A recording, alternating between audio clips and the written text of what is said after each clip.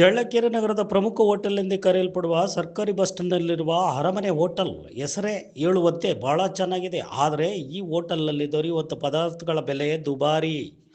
ಪದಾರ್ಥಗಳನ್ನು ಮಾಡುವುದಕ್ಕೆ ಅರಮನೆ ಹೋಟೆಲ್ ಕೆಲಸದವರು ಅಕ್ಕಿ ರುಬ್ಬಿಸುವುದಕ್ಕೆ ಬಂದಾಗ ಚಳ್ಳಕೆರೆ ನಗರದ ಕೆಲ ಮುಖಂಡರು ಅರಮನೆಯ ಅಕ್ಕಿ ಯಾವ ರೀತಿ ಇದೆ ಎಂದು ನೋಡಿದಾಗ ಶಾಕ್ ಆಯಿತು.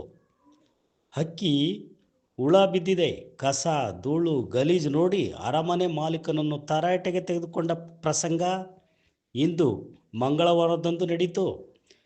ಮಾಲೀಕರಿಗೆ ಚೀಮಾರಿ ಹಾಕಿದ್ರು. ಹೆಸರಿಗೆ ಮಾತ್ರ ಅರಮನೆ ಹೋಟೆಲ್. ಅಕ್ಕಿ ಗೊಬ್ಬೆದ್ದು ನಾರುತ್ತಿದೆ. ಕಳಪೆ ಅಕ್ಕಿ, ಹುಳ ಬಿದ್ದ ಅಕ್ಕಿಯನ್ನು ನೋಡಿ ಮುಖಂಡರು ಗಲಾಟೆ ಮಾಡಿ ಚರಂಡಿಗೆ ಎಸೆದರು.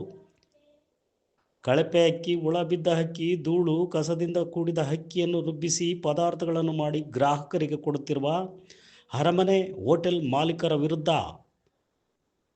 ಮುಖಂಡರು ಕೆಂಡಮಂಡಲ ಆದರು.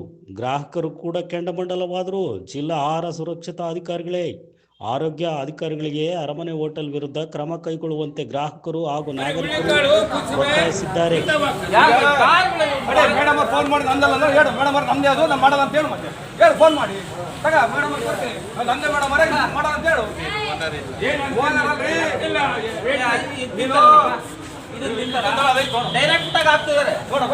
ಅರ್ಧ ಚೀಲ ಹಾಕ್ಸಿರೋದು, ಅದು ಫುಲ್ ಚೀಲ ಇತ್ತು, ಅರ್ಧ ಹಾಕ್ಸಿರೋದು. ಇದನ್ನ ತಿಂತಾರ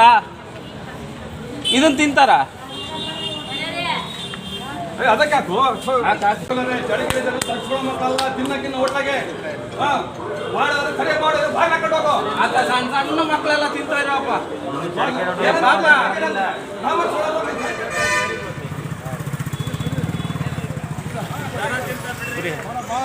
ಸೂರ್ಯಪ್ಪ